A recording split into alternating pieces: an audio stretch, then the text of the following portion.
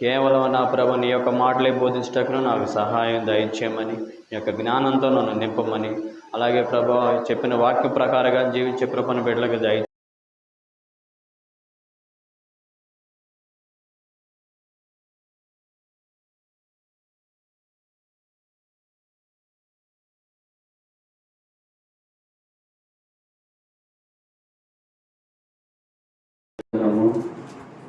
నేను కొద్ది నిమిషాలు వర్తమానం ఇస్తాను. తర్వాత మనం చేస్తారు. కీర్తన గ్రంథం 40వ అధ్యాయము 1-2 వచ్చినాము. యెహోవా కొరకు నేను సహనముతో కనిపెట్టుకుంటుని, ఆయన నాకు చెవియొగ్గి నా మొర్ర ఆలకించును. చాలండి. నువ్వు దేవుని సన్నిధికి వస్తే కాదు, అలాగే దేవుని సన్నిధిలో కూర్చొని పాట పాడటాలుగా మూలంగా కాదు, కానీ దేవుని యెహోవా కొరకు ఏం చేయాలంట? సహనంతో కనిపెట్టుకోవాలి. నేను వచ్చాను, పాటలు పాడాను, వాక్యం విన్నాను, వెళ్ళాను అంటే కాదు. ఎప్పుడైతే మనం దేవుని యెహోవా కొరకు సహనంతో కనిపెట్టుకుంటామో అప్పుడు ఆయన ఏమంటున్నాడు? చెవియొగ్గి మన ఆలకిస్తాను అన్నాడు. మనం దినాల్లో అదే సహనాన్ని కోల్పోతున్నాం. మనం సంవత్సరాలు గతించిపోయినప్పటికీ కూడా మనలో ఏమో సహనం అనేది ఉండట్లేదు, కోల్పోతున్నాం. నేను ఏం చేయాలంటే సహనంతో ప్రభు ఎదురు చూసేవారిగా ఉండాలి. ఉదాహరణకి చిన్న పిల్లవాడు ఎగ్జామ్ రాసిన తర్వాత రిజల్ట్ కోసం ఎంత ఎదురు చూస్తాడు? వచ్చేంతలో ఎదురు చూస్తాడు. అలాగే నేను కూడా 8 సంవత్సరాలు గతించిపోయినప్పటికీ ప్రభు వారి యొక్క రాకడ కొరకు మనం ఏం చేయాలి? కనిపెట్టుకుని చూడాలి. ఎలా కనిపెట్టుకుని చూడాలి? సహనముతో. ఆ సహనాన్ని ఎక్కడ కోల్పోకూడదు. ఎప్పుడైతే నీ సహనాన్ని కోల్పోతారో మన ప్రభువారు మన కొరకు అదే సహనాన్ని మనం ఎప్పుడు కోల్పోకూడదు. సహనంతో కనిపెట్టుకుని దేవుని ఉండాలి. మనం ఇప్పుడు చిన్న ఉదాహరణ చూస్తూ ఉంటే చిన్న మాట అనేది కాబట్టి మనం ఎవరిని ఓడ్చుకోలేము. అప్పుడు ఏం చేద్దాం? మన వల్ల సహనాన్ని ఏమైపోతే కోల్పోతాం. ఆ మనల్ని రాజు అనుకుని మనం చేసుకుని పక్కకి పోతే అప్పుడు నీలో సహనం ఉండదు. ఇదిలా నేను చెప్పేది రాత్రికాల ప్రతి ఒక్కరు కూడా సహనంతో కనిపెట్టుకుని ఉండాలి దేవుని సన్నిధిలో. మరి ముఖ్యంగా దేవుని సన్నిధిలో సహనంతో ప్రభువారి కోసం మనం ఎదురు చూసేవారిగా ఉండాలి. అలాంటి సహనంతో నీవు నేను కలిగి ఉండాలి. రాకడ ప్రభుత్వ ప్రయాణంతో వారికి కూడా మనం సహనంతో ఓపికతో కలిగి ఎదురు చూసేవారిగా ఉండాలన్నమాట. అదే చూడండి యాకోబు పత్రికలో ఒక మాట రాస్తారు. యాకోబు పత్రిక 5వ అధ్యాయం 7 నుంచి 10 వచనాలు. 7 వచనం చదవండి. సహోదరులారా, ప్రభు రాకడ కొరకు ఓపిక కలిగి ఉండుడి. చూడుడి, వ్యవసాయకుడు తొలకరి వర్షమును కడవరి వర్షమును సమకూడు వరకు విలువైన భూఫలము నిమిత్తము ఓపికతో కాచుకొనుచు దాని కొరకు కనిపెట్టును కదా. చాలు ఇక్కడ ఏమన్నాడు? దీని కొరకు ఓపికతో కనిపెట్టాలి. ప్రభు రాకడ వరకు మనం కనిపెట్టుకుని ఉండాలి. దేంతో? ఓపికతో సహనంతో కనిపెట్టుకుని ఉండాలి. అలాగే ఒక వ్యవసాయదారుని చూస్తున్నట్టయితే ఒక చేలో ఒక పంట విత్తనం వేసినట్టు దాన్ని మళ్ళీ కోట కోసి కొట్టేసి కూర్చోవడానికి ఏం చేస్తాడు? ఎదురు చూస్తాడు. ఏ విధంగా సహనం ఎదురు చూస్తాడు. అలాగే ఆ చేలో పంట వచ్చి ఇంట్లో కూర్చుంటాడా? కూర్చోడు. దినదినము చెండు దగ్గరికి వెళ్ళి ఏం చేస్తా ఉంటాడు? చూస్తాడు ఎలా ఉంది ఏందని. దానికి ఏమన్నా కావాలా, ఎరువులు కావాలా, నీరు కావాలనేది ప్రతి అలా సహనంతో చూసుకుంటూ వస్తాడు. అలాగే దేవుని సన్నిధిలో నువ్వు కూడా ఏం చేయాలంటే నేను దేవుని సన్నిధిలో నడుస్తున్నప్పుడు సహనంతో ఉన్నానా లేదా, లేకపోతే నా స్థితి ఏ విధంగా ఉంది, నేను దేవుని భయభక్తులు కలిగి జీవిస్తున్నాను లేదా, ఆ దేవుని రాకడ కొరకు నేను సహనంతో కనిపెడుతున్నాను లేదా అనేది ప్రతి ఒక్కరు కూడా చూసుకోవాలి, కనిపెట్టుకోవాలి.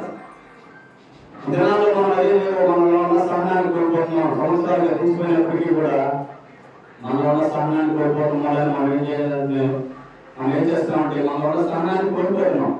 ఎప్పుడైతే నువ్వు సహనంతో దేవుని కొరకు కనిపెట్టుకుంటున్నావో అప్పుడు నేను దేవుడు ఆశీర్వదిస్తాడు. దేవుడు రాకడ కొరకు నువ్వు నేను కనిపెట్టుకునే వారిగా ఉండాలి. అదే అంటారు కింద చదవండి.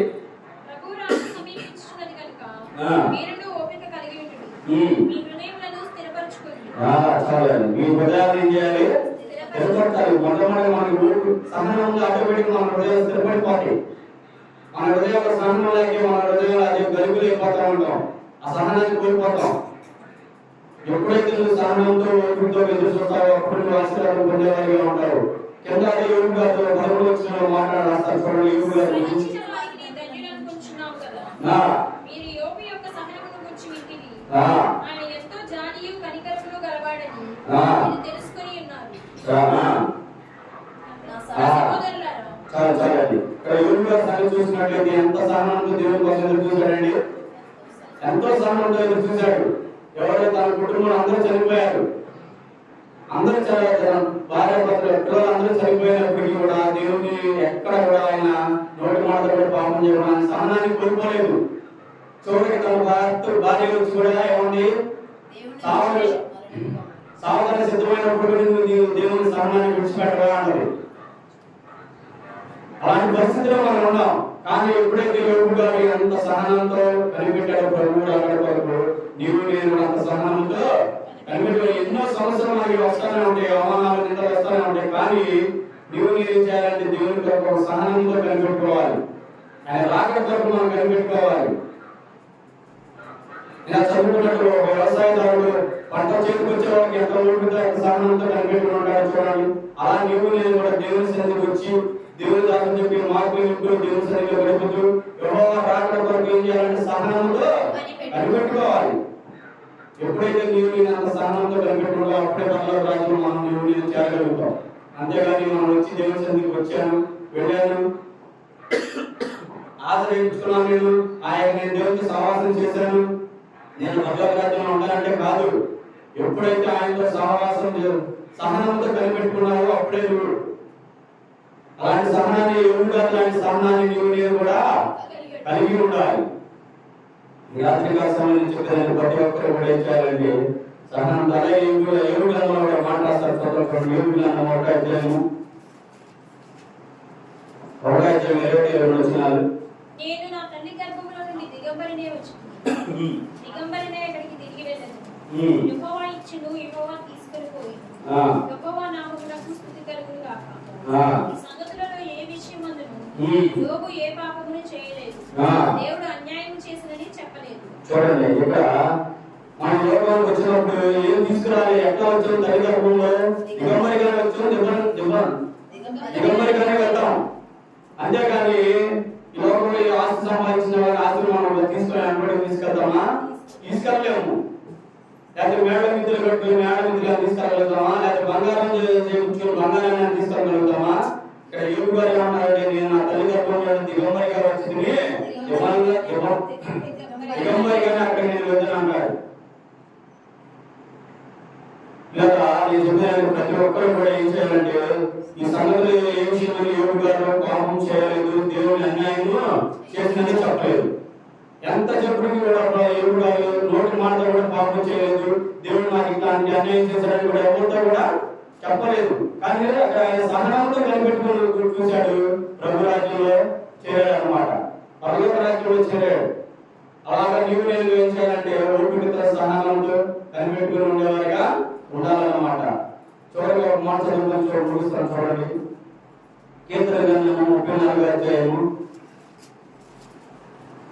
15వ వచనం చదవండి.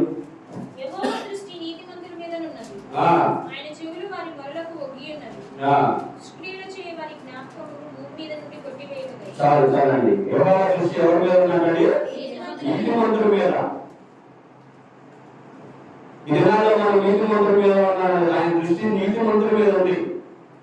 నీతిమంతులు ఎలా ఉంటారు? సహనంతో కనిపెట్టిన వారిగా ఉంటారు. కాబట్టి ఇక్కడ నీతిమంతులుగా ఎంచారు ఇక్కడ దానికి మహాభక్తుడు. కానీ అలాంటి సహనాన్ని మనం కోల్పోతున్నాం ఈ దినాల్లో. ఎప్పుడైతే ఎవరి దృష్టికి నీతిమంతులుగా నువ్వు అలవాడతావు అప్పుడు నేను ఆయన ఆశీర్వదిస్తాడు. నీవు ఎప్పుడైతే ఆ సహనాన్ని కోల్పోతావు నీ నీతిని కూడా కోల్పోతావు. నువ్వు నీ సహనాన్ని ఎప్పుడైతే కోల్పోతావు నీ నీతిని యథార్థతను కోల్పోతావు. ఎప్పుడైనా సరే నీవు ఏం చేయాలంటే యథార్థత నీతిని అనుసరించే వారిగా, దేవుడిని ఏం చేయాలంటే సహనంతో కనిపెట్టే వారిగా ఉండాలన్నమాట. ఈ రాత్రి కాలంలో నేను చెప్పేది ఏంటంటే ప్రతి ఒక్కరు ఒక యోగులాగా ఎంత సహనంతో ప్రభు కోసం ఎదురు చూశాడు. అలాగే ఒక వ్యవసాయదారుడు వచ్చేసరికి ఒక పంట చేకూర్చేవాడికి ఎంత సహనంతో ఎదురు చూశాడో అలా నీవు నేను ప్రభు రాకడ వచ్చేవారు కూడా మనం సహనంతో కనిపెట్టుకుని ఉండాలి. ఎలా ఎప్పుడు కూడా అలాంటి సహనాన్ని నేను కోల్పోకూడదు. అలాంటి సహనాన్ని కోల్పోయి మనం లోకానుసారంగా జీవించి పాపంలో పడిపోతున్నాం. ఎప్పుడైతే నీవు నేను సహనం చూపించేలాగా ఉండాలన్నమాట. రాత్రి కాల సమయంలో నా మాట వస్తున్నాను, ఈ రెండు మాటలు అందరికీ అర్థమైనా కోరుకుంటున్నాను. చిన్న ప్రార్థన చేస్తాను. సర్వోన్నత చిన్న ప్రార్థన చేస్తున్నాం. మహాపరిశుద్ధ సూటిగా నాతో మాట్లాడే నా ప్రభువా, సహనంతో చేస్తున్నారు నా ప్రభువా. నీ కొరకు నేను సహనంతో కనిపెట్టుకునే వారి నా సహాయం చేయండి నా ప్రభువా. నా ప్రభువా మా ముందు ఒక యోగుగా ఉంచారు నా ప్రభువా. ఆయన తన కుటుంబంలో కుమారుడు కుమార్తె అందరూ చనిపోయినప్పటికీ నా ప్రభావ ఆయన ఎక్కడ నా ప్రభావ నోటి మాటలు నేను పాపం చేయలేదు నా ప్రభావ. ఎంత సహనంతో కనిపెట్టుకుని ఉంటున్నాడు నా ప్రభావ.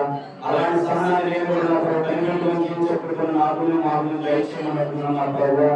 అలాగే నా ప్రభావ వ్యవసాయాలు నా ప్రభావ ఎత్తులు వేసినప్పటి నుంచి పంట చేతికొచ్చేవారు నా ప్రభావ. ఎంత దినదినమో నా ప్రభావ ఎంత సహనంతో ఎదురు చూస్తారు నా ప్రభావ. ఆ రీతిగా మేము ఎదురు చూసినప్పుడు మాకు సహాయం దయచేయమని నా ప్రభావ యొక్క ప్రార్థన వాక్యాన్ని భాషను చేర్చుకోమని యేసు క్రీస్తు వారి పరిశుద్ధ నామములో ప్రార్థించి వేడుకుంటున్నాం తండ్రి. ఆమేన్ ఆమేన్. చిన్న పల్లవి పాడండి.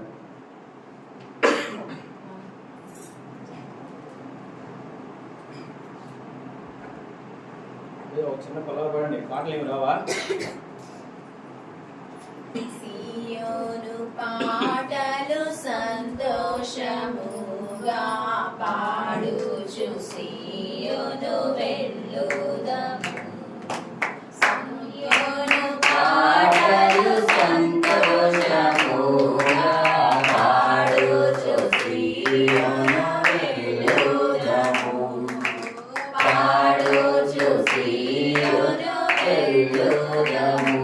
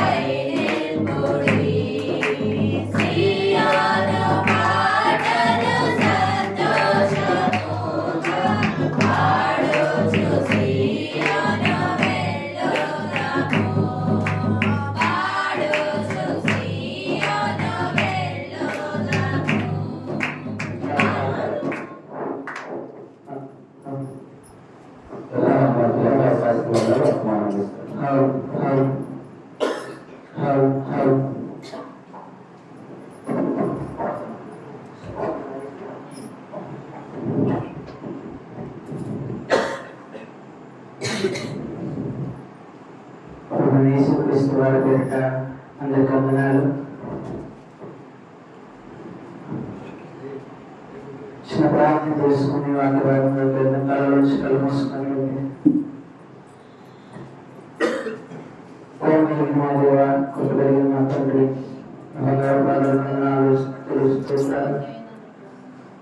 తండ్రి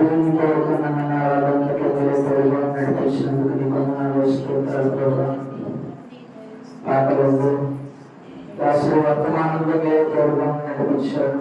ఈ సమయంలోనే కొంచెం మాట్లాడుతుందిగా ప్రభా, మరి అర్థమవులాగా నేను మాట్లాడడానికి సహాయంగా ఇచ్చిన అధికారం లేకుండా నన్ను మీ నోటి బోరుగా ఆడుకొని ఈ సమయంలో ప్రార్థిస్తున్నాం. మీరు ఎత్తి పెట్టుకుని భద్రపరచండి. ఆయన నుంచి అంతవరకు మీరు తోడుగా నడిపించున్నారు. యేసు పరిశుద్ధ నామములో ప్రార్థించుకుంటున్నాం తండ్రి. ఆమేన్. పేతురు రాసినటువంటి మొదటి పత్రిక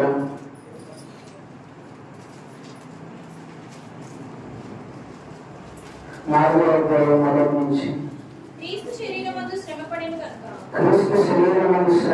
కనుక మీరును అట్టి మనస్సును ఆయుధముగా ధరించుకొనిడి. శరీర విషయంలో శ్రమపడిన వాడు శరీరమందు జీవించు మిగిలిన కాలము ఇక మీదట మనుజాశలను అనుసరించి దేవుని ఇష్టానుసారముగానే నడుచుకున్నట్లు పాపముతో జోలి ఇక నేమియు లేక ఉండును.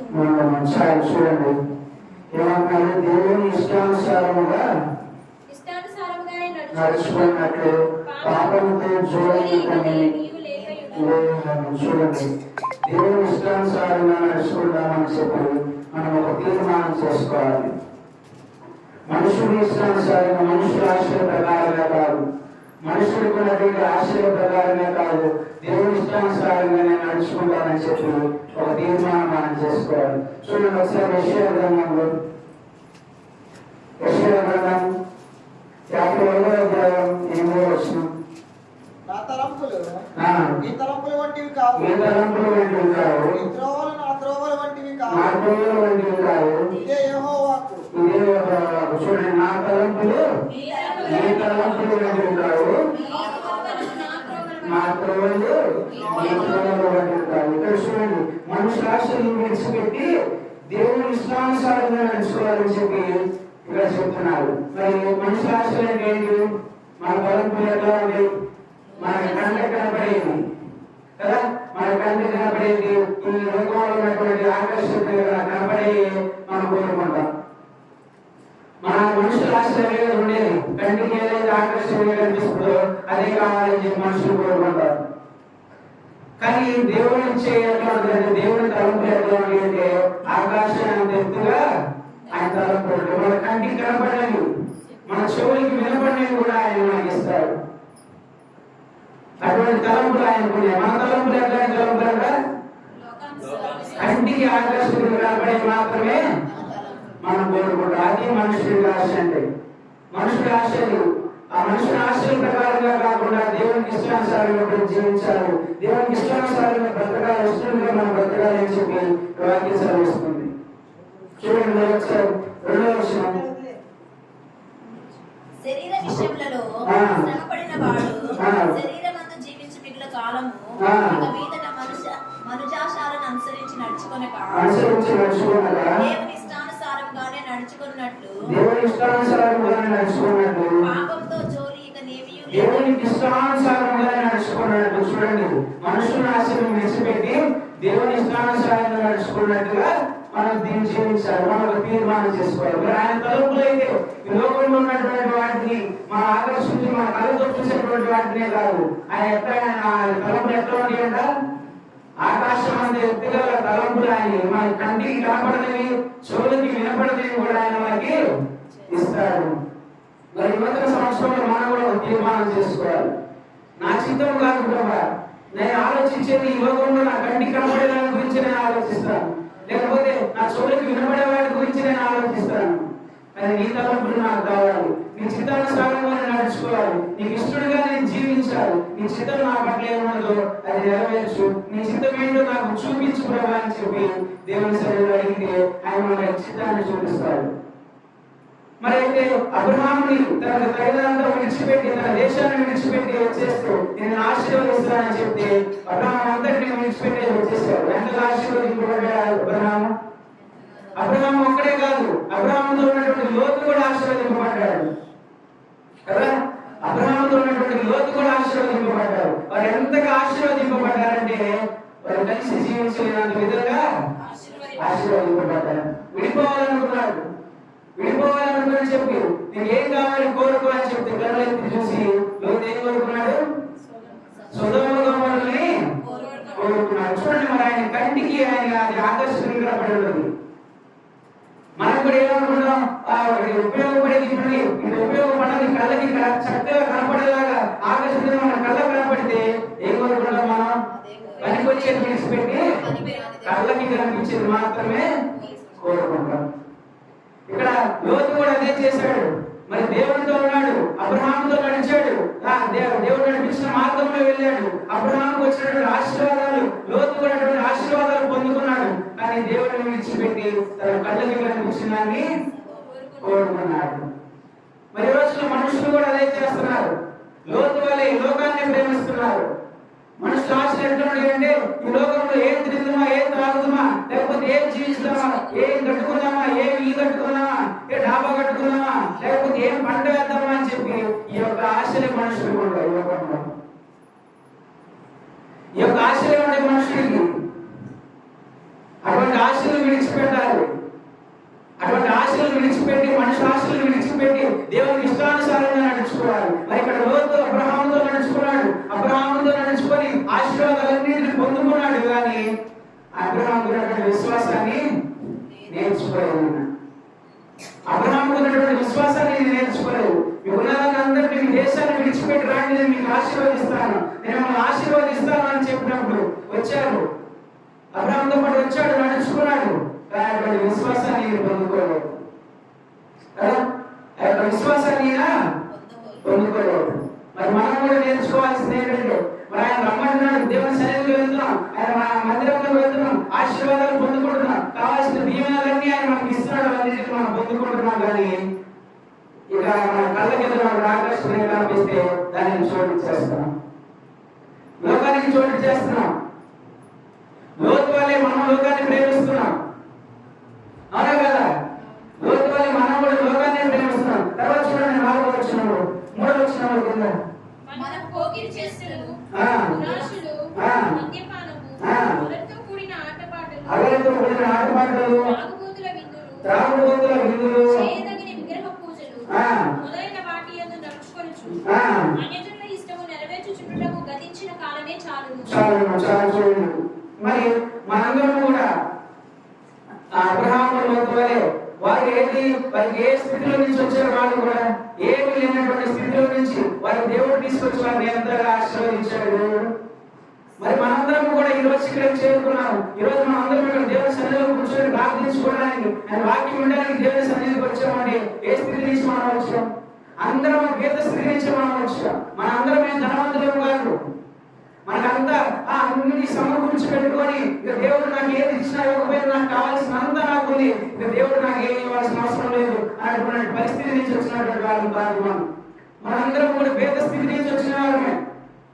మరి అటువంటి స్థితి నుంచి అబ్రహాము వస్తే ఏ విధంగా అబ్రహామును ఆశీర్వదించాడు దేవుడు, అటువంటి ఆశీర్వాదం దేవుడు మనకు కూడా ఇస్తాడు. ఎప్పుడైతే అబ్రహాము నడుచుకున్నట్టుగా అన్ని విడిచిపెట్టి రా అని చెప్పినప్పుడు అబ్రహాం ఏ విధంగా అయితే వెళ్ళాడు, అదే విధంగా ఈ లోకాన్ని ప్రేమిస్తున్నటువంటి నువ్వు కూడా విడిచిపెట్టి ఆయన అంటే అదే విధంగా మనల్ని కూడా ఆశీర్వదిస్తాడు. కానీ మనుషుల ఆశలు మాత్రం ఇవే ఉంటున్నాయి. ఏంటి ఉండవచ్చును? దురాశలు, మద్యపానము, అల్లరితో కూడిన ఆటపాటలు, త్రాగుబోతుల విందులు, చేయదగిన విగ్రహ పూజలు మొదలైన వాటిని నడుచుకోవచ్చు అన్యజనుల ఇష్టాన్ని నెరవేర్చుటకు గతించిన కాలమే చాలును. చూడండి, ఇవి మనుషుల ఆశలు, ఇవే లోకాశలు. వీటిలోనే ఆనందం ఉందనుకుంటున్నారు మనుషులు. ఈ రోజున వీటిలోనే ఆనందం ఉందనుకుంటున్నారు. మరి మన అందరూ న్యూ ఇయర్ చేసుకున్నారు. 31st నైట్ ఆరుగురు స్నేహితులు కార్లో వెళ్తున్నారంట.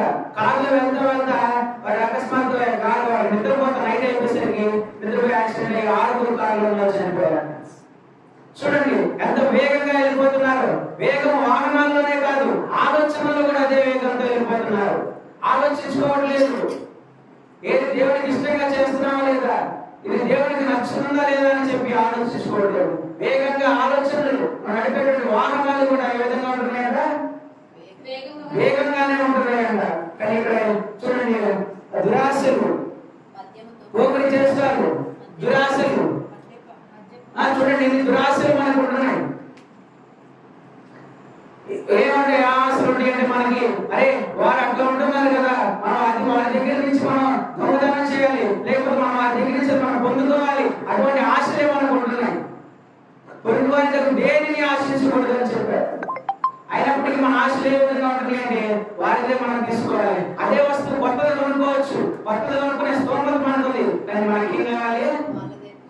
అదే కావాలి. అటువంటి దురాశలు మనకు ఉంటున్నాయి. తర్వాత మద్యపానం చూడండి ఈ రోజుల్లో ఎట్లా అంటే పేద స్థితిలో ఉన్నటువంటి వాడి నుంచి ధనవంతుడి వరకు కూడా ఉన్నటువంటి వ్యసనం ఏంటిదంట మద్యపానం. ఏ విధంగా తాగుతున్నారు చూడండి. పేద స్థితిలో ఉన్నటువంటి వారు మరి వారికి తినడానికి ఉండడానికి లేకపోయినప్పటికీ కూడా మందు తాగడానికి డబ్బులు ఉంటాయి. చూడండి వారికి ఎట్లా అంటే వారి ఫ్రెండ్షిప్ ఎట్లా ఉంటుందంటే ఈరోజు ఒకరి దగ్గర నుండి ఇంకొక దగ్గర లేకపోయినా పిలిచి మరీ పెడతారు. తినడానికి ఉన్న లేకపోయినా వాళ్ళకి ఇంటికి తీసుకెళ్ళడానికి వారి పక్కన ఎవరైనా వాళ్ళకి తీసుకెళ్ళడానికి ఇస్తారు కదా. ఆ విధంగా మద్యపానానికి ఈరోజు దానివల్ల ఎంత నష్టం ఉందని చెప్పి తెలిసినప్పటికీ కూడా ఎన్ని చట్టాలు వచ్చినా కానీ దాన్ని ఎవ్వరు కూడా తీసివేయలేరు. ఎందుకంటే దానివల్ల లాభం ఉంది కదా. దానివల్ల లాభం ఉంది కాబట్టి వారికి తీసేయట్లేదు. ఎన్ని చట్టాలు వచ్చినా కానీ గవర్నమెంట్ సరే ఇదే వారు తినడానికి ఉన్నా లేకపోయినా కానీ ఈ మందులు మాత్రం ఈ మద్యాన్ని మాత్రం కావాలి అని చెప్పి ఆశపడతారు. తర్వాత చూస్తే అల్లరితో కూడినటువంటి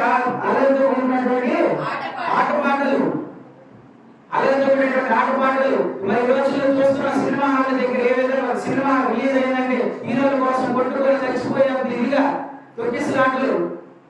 ఎందుకు చిన్న చిన్నగా మొదలవుతాయి గొడవలు. వాడి గొప్ప వీడి గొప్ప అని. లేదా సినిమా హాల్లోనే కాదు ఇక్కడ బయట అయినా కానీ వాడి గొప్ప అంటే వీడి గొప్ప అని చెప్పి చిన్న చిన్నగా మొదలైపోయి అక్కడ వెళ్ళిపోయి కొట్టుకొని అల్లగా చిల్లరగా చేసుకొని లాగం అయిపోతాయి కదా. అటువంటి ఆటపాటలు వీటన్నిటిని విడిచిపెట్టేయాలి. దేవుని బిడ్డలమైన వారు వీటన్నిటిని విడిచిపెట్టేయాలి. ప్రభా ఇంతవరకు నా జీవితాన్ని నా ఇష్టానుసారంగా నేను జీవించాను.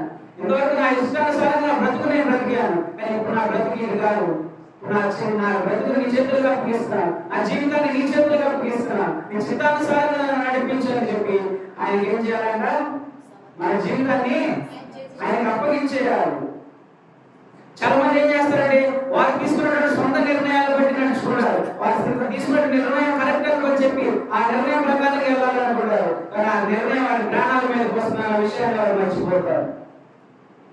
దేవుని అడగరు, దేవుడి చిత్తం తెలుసుకోరు. ఒక పని చేయాలనుకుంటున్నప్పుడు దేవుని అడిగిన ప్రభా ఇది మొదలు పెట్టాలనుకున్నాను, లేకపోతే నేను పని చేయాలనుకుంటున్నాను, దీని చిత్తం ఏంటి అని చెప్పి అడగకుండా వారి సొంత నిర్ణయం తీసుకొని ఆ నిర్ణయం ప్రకారం వెళ్ళిపోతారు.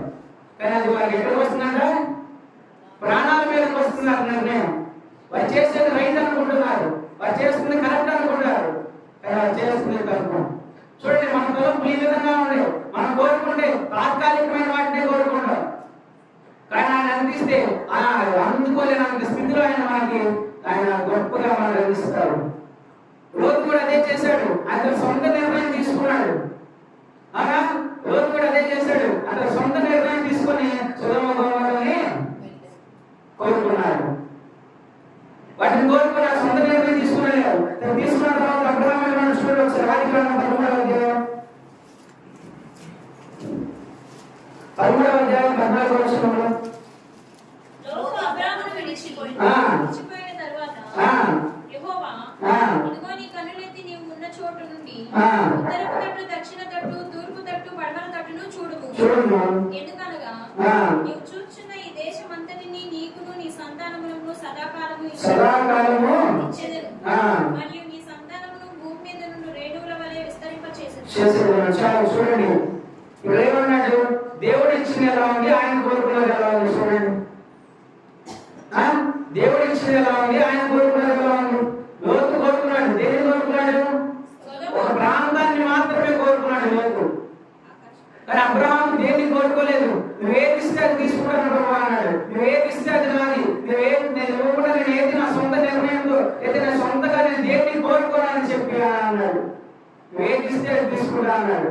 కానీ అబ్రహాము ఏమన్నాడు? ఏమన్నాడు అబ్రహాము? సంతానం భూమి మీద రేణు వలె విస్తరింపజేసేదను. 14వ వచనంలో ఇదిగో నీ కన్నులెత్తి ఉత్తరపు తట్టు, దక్షిణపు తట్టు, తూర్పు తట్టు, పడమర తట్టును చూడుము. ఎందుకనగా నీ సంతానమును సదాకాలం ఇచ్చేదను. చూడండి నీకు కనబడుతున్నటువంటి గుడిసి ఇస్తాను, లేకపోతే ఆ ఇల్లు ఇస్తాను అంటున్నాడా? అనట్లేదు. ఈస్ట్, వెస్ట్, నార్త్, సౌత్ చుట్టూరు మొత్తం చూడు, మొత్తాన్ని నీకు ఇస్తాను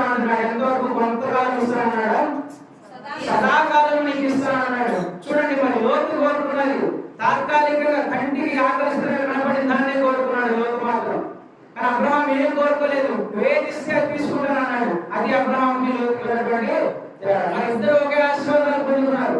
ఇద్దరు ఒకేసారి వచ్చారు, ఒకటే ఆశీర్వాదాలు దేవుని దగ్గర నుంచి పొందుకున్నారు. కానీ ఆయన ఏం చేశాడు? లోతు మనుషుల ఆశల ప్రకారంగా ఈ లోకంలో నాటిని ప్రేమించాడు. ఈ లోకంలో నాటిని ప్రేమించి ఏం చేశాడు? ఇంకా రాష్ట్రకి నాశనం అయిపోయాడు. దాన్నే కోరుకుని ఆ లోకాన్ని ప్రేమించుకోవడానికి. కానీ అబ్రహాం మాత్రం దేవాన్ని మించిందే నేను తీసుకుంటానని అన్నాడు. కానీ ప్రభు అబ్రహాం లోకాన్ని విడిచిపెట్టాడా? విడిచిపెట్టలేదు. ఊరుకనే నువ్వు చూస్తున్నటువంటి మొత్తాన్ని సమస్తం నీకు ఇస్తున్నాను. సమస్తం నీకు కొంతకాలమే కాదు, కొన్ని గంటలే కాదు, సదాకాలం నేను నీకు ఇస్తున్నాను అని చెప్పాను. చూడండి, ఎందుకు ఇచ్చాడు? అబ్రహాం ఊరికనే ఇచ్చాడా? అన్ని విడిచిపెట్టి వచ్చాడు. ఇక కలిగినంతటిని విడిచిపెట్టి రమ్మన్నప్పుడు వెంటనే నాకు అది కావాలి, మరి నేను విడిచిపెట్టి వస్తున్నాను, నాకు లాభం ఏంటి, మరి నేను ఎట్లా బతకాలి, నాకు ఏం చేయాలి అని చెప్పి ఆలోచించాడు అబ్రహాము. ఆలోచించలేదు. ప్రభు నువ్వు రమ్మంటున్నావు కాబట్టి నేను వెంటనే వచ్చేస్తున్నానని చెప్పి ప్రభు రమ్మన్న వెంటనే ఆయన చూపించినటువంటి మార్గాన్ని వెళ్ళిపోయాడు. అదే విధంగా మనం కూడా ఉండాలి. ఆయన ఇచ్చేటువంటి నీకు మనం పొందుకోవాలి. మనం కోరుకుంటే తాత్కాలికమైన దాన్ని మనం కోరుకుంటాం. మనం కోరుకుంటే తాత్కాలిక ఈ లోకంలో కంటికి ఆనందంగా కనపడేది, లేకపోతే మన చెవులకి ఆనందంగా వినపడేది దాన్ని మాత్రమే మనం కోరుకుంటాం. కానీ ఆయన ఇస్తే శాశ్వత కాలం ఆనందంగా ఉండే వాటిని ఆయన మనకి ఇస్తాడు. ఆయన ఇచ్చేది మనం పొందుకోవాలా, లేకపోతే మనం కోరుకొని మన సొంత నిర్ణయం ప్రకారంగా మనం నడుచుకోవాలి. చెప్పండి,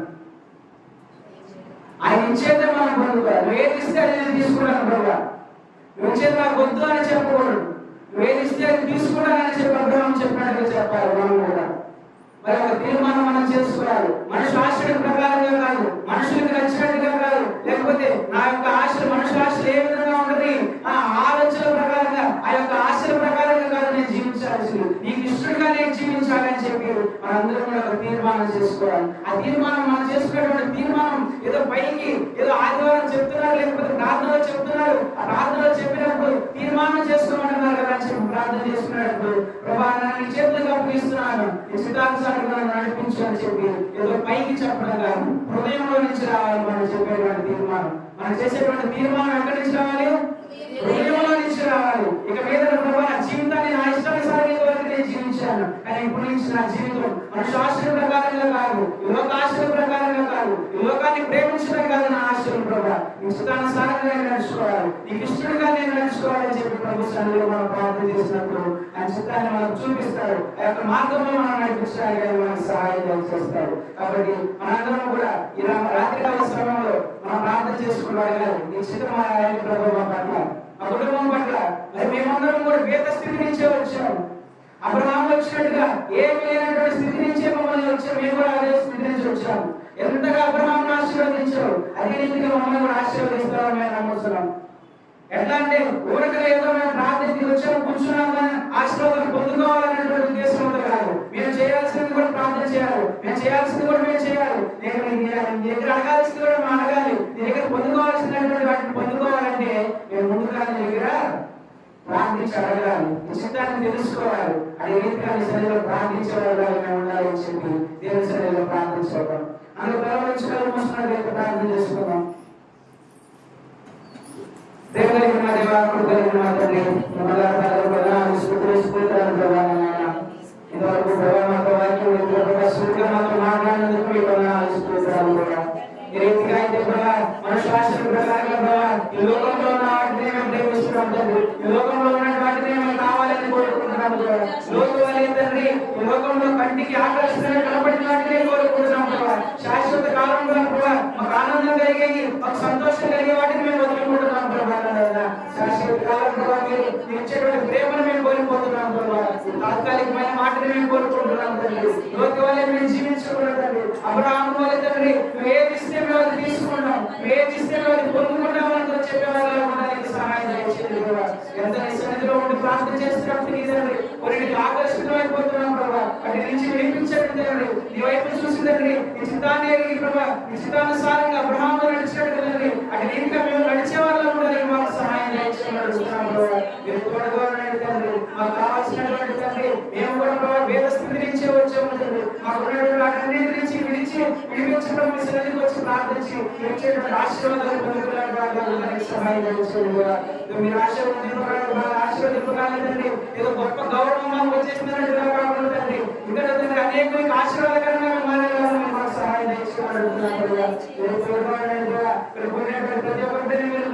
చేసుకుంటారు. ఏ విధంగా అయితే తండ్రి అబ్రహాము అయితే వచ్చాడు దేవా, అదే రీతిగా తండ్రి బిడ్డలందరూ దేవుని సన్నిధికి వచ్చినారు తండ్రి. ప్రతి ఒక్క బిడ్డకి తండ్రి అబ్రహాముకి ఇచ్చినటువంటి ఆశీర్వాదాలు మీరు అనుగ్రహించారు తండ్రి, అంటే దీవెనలు మీరు అనుగ్రహించారు దేవా. ప్రతి ఒక్క బిడ్డని మీరు జ్ఞాపకం చేసుకోవాల్సిందిగా ప్రార్థన చేస్తున్నాం తండ్రి.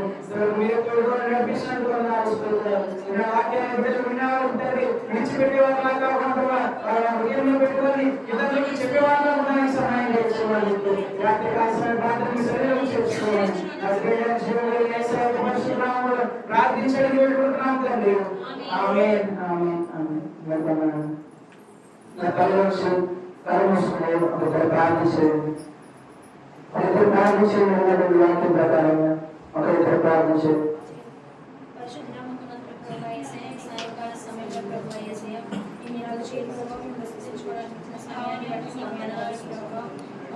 దాసులు చెప్పిన విధంగా ప్రభావం తండ్రి ఇక్కడ నుండైనా ప్రభావ చేసే మేము మన జాతులను అనుసరింపగా ప్రభావ చేసే పాపం జోలికి పోక ప్రభావ చేసే ఈ యొక్క చిత్తానుసారంగా మేము నడుచుటకు ప్రభావ చేసే మా జీవితాన్ని మీ చేతిలో పెట్టుచున్నాం అయా తండ్రి చేసే లోతు ఎప్పుడైతే తండ్రి చేసే ఈ లోకాలను అనుసరించి ప్రభావ చేసే తన నేత్రాశ ప్రకారంగా ఎలా అయితే తండ్రి ఆ సొదొమ గొమొర్రాని కోరుకొని ప్రభావ అయా తండ్రి నాశనం అయిపోయారు ప్రభావ మేము అట్టి వారంగా కాకుండా ప్రభావ అబ్రహాము వలె ప్రభావ నీ చిత్తానుసారంగా మా జీవితాన్ని మీ చేతికి అప్పగించినట్లయితే మమ్మల్ని ఆశీర్వదించే గొప్ప దేవుడు ప్రభావ.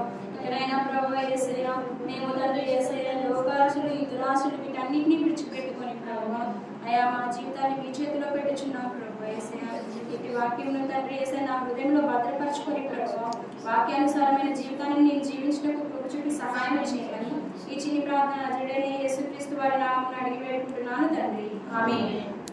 పరిశుద్ధుల మహోన్నత తండ్రి నీకు వందనాలు స్తుతిస్తున్నాను ప్రభువా. ఈ సాయంకాల సమయంలో నా తండ్రి నీ దాసుడు అయ్యా నా తండ్రి మేము మా జీవితంలో నూతన సంవత్సరంలో నా తండ్రి తీర్మానం చేసుకుంటున్నాం అంటే నా తండ్రి ఏదోనైనా ఆదివారం ప్రార్థన చేస్తున్నాం పై ఒప్పుకోవడం కాదు ప్రభువా. నా తండ్రి మా హృదయాంతరంగంలో నా తండ్రి మేము మొట్టమొదటి తీర్మానం చేసుకుంటూ సహాయం చేయండి ప్రభావ. అవునైనా మేము మన జాతులను బట్టి నా తండ్రి ఈ లోకానుసారమైన ఆకర్షణలో కవి నా తండ్రి వాటిని ప్రేమిస్తున్నాం, వాటిని ఆశిస్తున్నాం నా తండ్రి.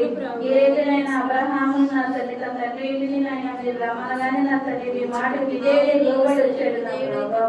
అయ్యా నీవు ఏది ఇస్తే నా తండ్రి దానిని తీసుకున్నాడు కానీ తన ఇష్టానుసారంగా నేను ఏది కోరుకోలేదు ప్రభావ. లోక అయితే నా తండ్రి నైనా పంచపంచగా ఆకర్షణకులైన లోనైన ప్రభావ. అయ్యా సొదొమ గొమొర్రా ప్రాంతాన్ని ప్రేమించి వెళ్ళి నైనా నశించిపోయాడు నా ప్రభావ. అయ్యా నా తండ్రి అబ్రహాము అయితే నా తండ్రి నైనా తూర్పు తట్టును పడమటి తట్టును నా తండ్రి దక్షిణ తట్టును ఉత్తర తట్టును నేను అయ్యా నా తండ్రి నీకు ఇస్తానని నేను ఇది సదాకాలం నీ సంతానానికి అనుగ్రహిస్తానని చెప్పి దేవుడు అలాంటి శ్రేష్టమైన వాటిని నా ప్రభు మీకు పొందుకునేటట్లు మాకు సహాయం చేయండి. నీరు కోరుకున్నది తాత్కాలికమైనది అవుతుంది నా ప్రభు. అయా నా తండ్రి లోకానుసారం మా కోరికలు నెరవేర్చుకునేది అవుతుంది నా తండ్రి. నీవు ఇచ్చేదైతే శాశ్వతముగా ఉంటుంది ప్రభు. నీవు ఇచ్చేదైనా శాశ్వతమైన ఆశీర్వాదాల కొరకు నా తండ్రి మేము ఎదురు చూసే బిడ్డలనైనా జీవించే వారితో చేయండి నా ప్రభు. నిజమైన నా తండ్రి మార్పు మా హృదయంలో నుండి రావాలి నా తండ్రి. అయ్యా అటువంటి మార్పు కలిగిన జీవితం ఈ 2025 సంవత్సరంలో మేము జీవించేటట్లునైనా నీ దాసులు చెప్పిన వాక్యాల ద్వారా సరిచేసుకొని జీవించేటట్లు సహాయం చేయండి. ఈ ప్రార్థన అంగీకరించుకొని యేసుక్రీస్తు నామమున అడిగి వేడుకుంటున్నాను తండ్రి. ఆమేన్.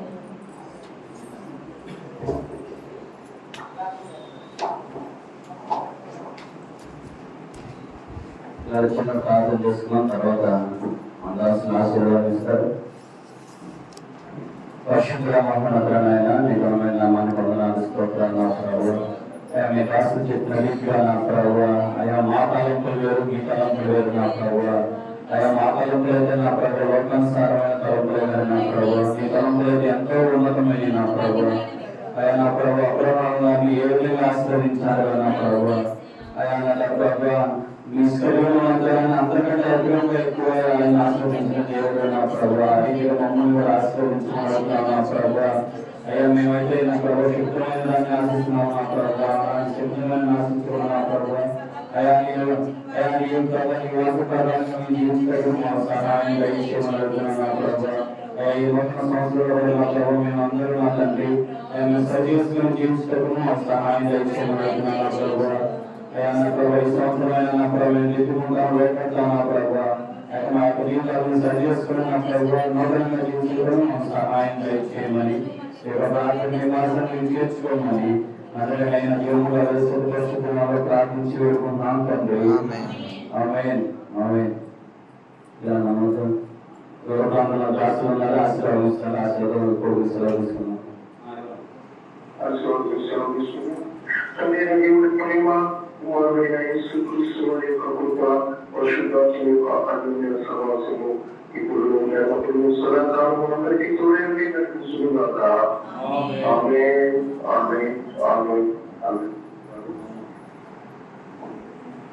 అందరికీ వందనాలండి. చిన్న పాట పాడినట్లయితే